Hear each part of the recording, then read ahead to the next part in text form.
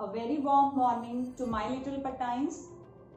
I welcome you all to the grammar session which we have already completed chapter 6 of Reader. Now we will be taking a little break from the Reader. And today we will be doing chapter number 6 of grammar, the verb and the kinds of verb.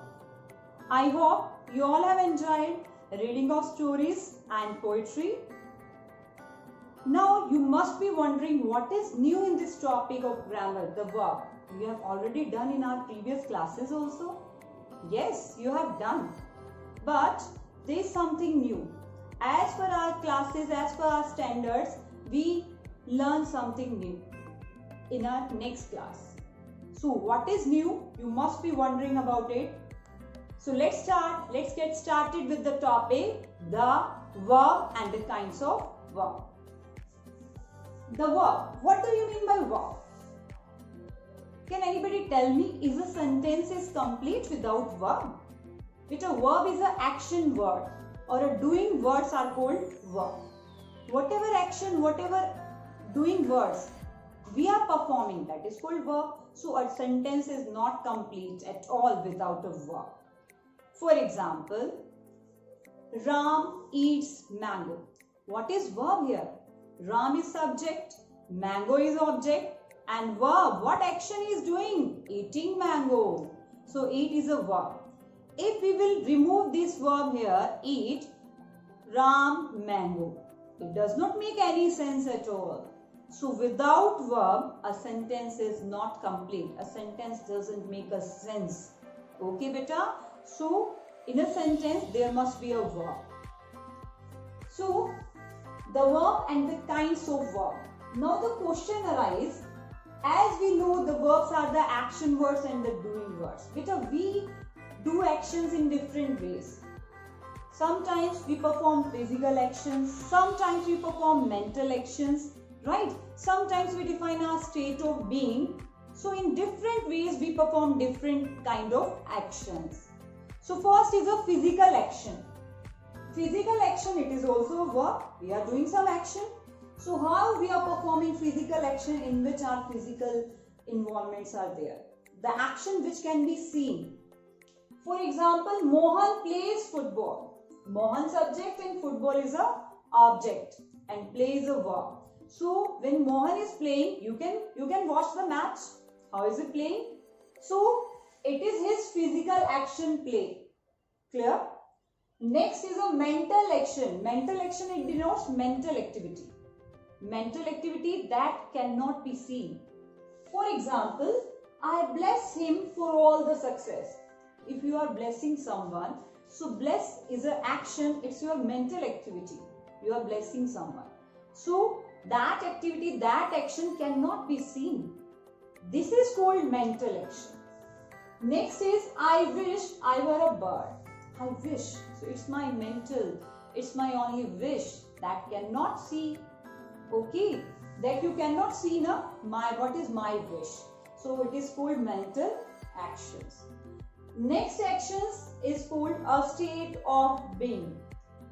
Means, for example, I am a teacher. I is a subject here. What am I? Teacher. Teacher is an object. And am is here a verb. Because it is telling us a state of being.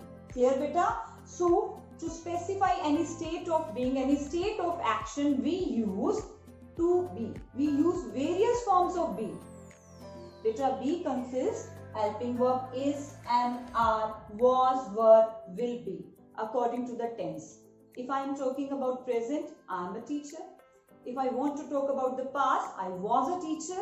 So was is also telling my state of being, right? So is, am, are, was, were, these all tells the state of an action that is called also verb. Clear? One more example, the players were happy. So who were happy? Subject is the players. And what is verb here? Now you will say, ma'am, this is a helping verb, is, am, are, and was, were, and has, have.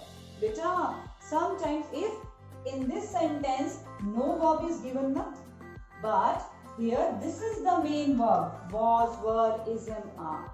Because it is signifying the state of being, the state of action. Clear? And the next is possession, belongingness, which shows the belongingness. For example, this is also called a verb. For example, I have a marker. I is a subject. What have I? A marker is an object. And have is here a verb. It's a main verb here. Beta, a sentence, it contains main verb as well as auxiliary verbs also. But sometimes auxiliary verb works as a main verb. In these two states, in these two types of verb, in these two types of state, a state of being, here auxiliary verb, we are using auxiliary verb as a main verb. In this also possession, we are using helping verb or an auxiliary verb as a main verb. Clear, beta?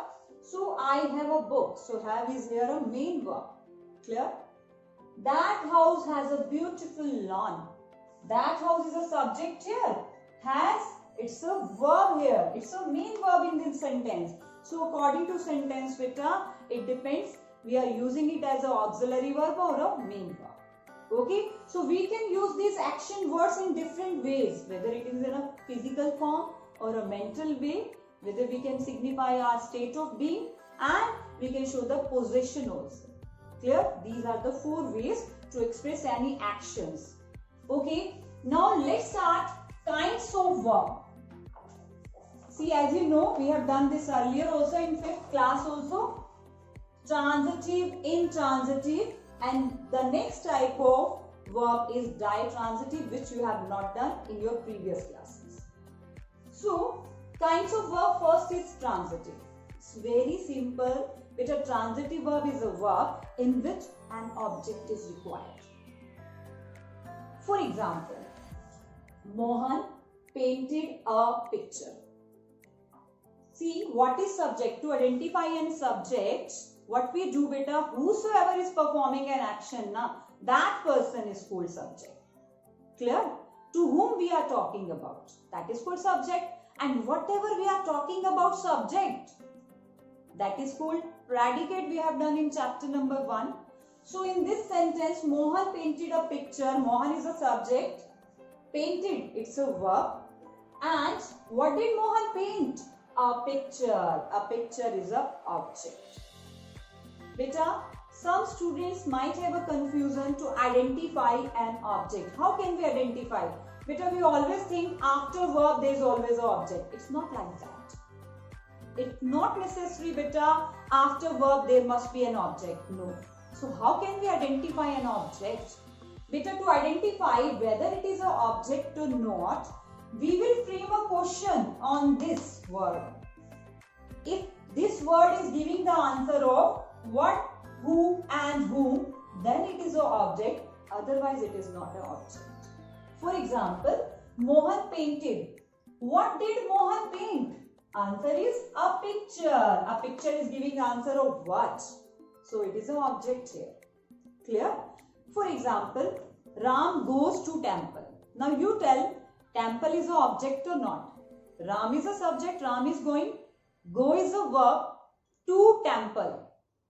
Beta, it is giving us answer of, to temple is giving us answer of where. So, if it is giving us answer of where, then it is not an object. Object nahi. Okay. Object only gives us answer of what, who and who. Only this thing keep in your mind. So, it will be very easy for you to identify an object. Clear? Now come on next example. Sunita met Mohan. Sunita, who met Mohan? Sunita. Sunita is a doer of an action. So Sunita is a subject. Met is a verb. Met is an action word which whatever Sunita is performing. To whom Sunita did meet? It is giving the answer of whom. So Mohan is an object. Okay. So if a sentence contains an object, then the given verb is called transitive verb. And if a sentence does not contain an object, if a verb that does not require an object, without object the sentence is making a sense, then that given verb is called intransitive verb. How can you learn this, beta? Intransitive means in not. That is not transitive. Transitive means that requires an object. The verb that are called transitive verb which require an object. And the verb which does not require an object, that is called intransitive verb. So now you are thinking, ma'am, is it possible without object a sentence is complete? Yes, beta, it is complete. But without verb a sentence is not complete. For example, Resham speaks softly. Softly is an adverb. Okay.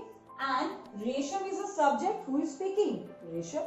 Speak is a verb and softly is an adverb. It is not an object. Clear? If we will frame its question on base of this word, how does Resham speak?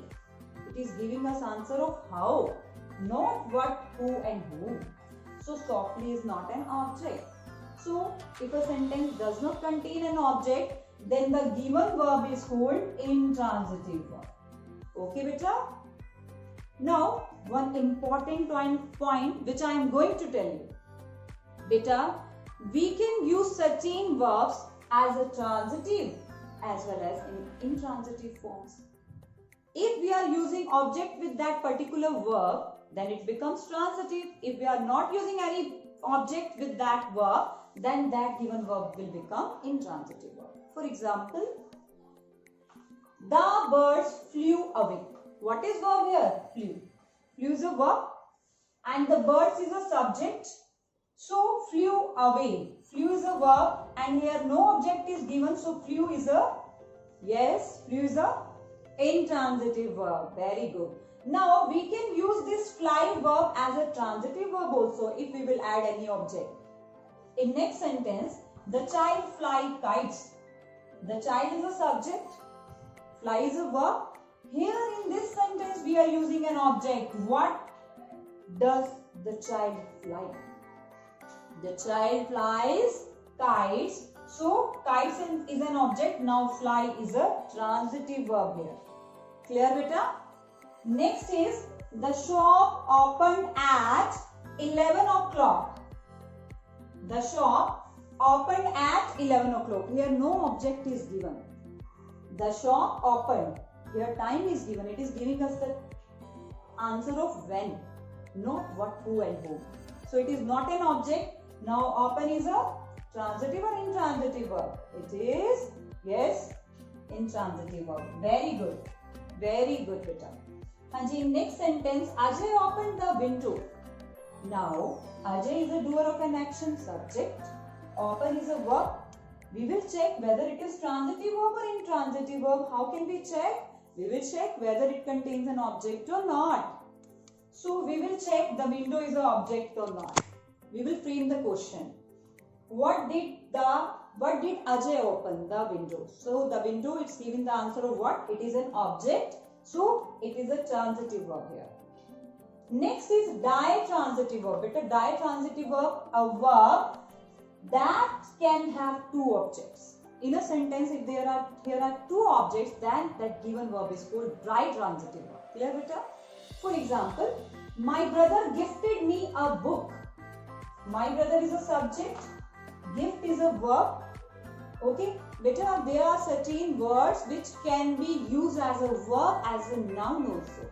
We can use this gift as a noun, G-I-F-T. Gift is a noun, but here we are using it as a verb. Clear? So, my brother gifted me a book. Here in this sentence, two objects are given. One is direct object and one is indirect object. Beta, direct object is an object which gives the answer of what? And indirect object is an object which gives us the answer of whom. In this sentence, you can see my brother. What did my brother gifted me? What? A book. So a book is a direct object. And to whom did my brother gift a book? Me. So me is an indirect object. Clear, beta? I hope beta read this chapter, revise this chapter one more time, and try to do exercise of this chapter, the verb and action words. This chapter is very important. But in grammar, all chapters are very important. Okay. So try to do the exercise. We will tell its solution in our next class. Thank you so much. Have a nice day. God bless you all. Bye-bye. Thank you.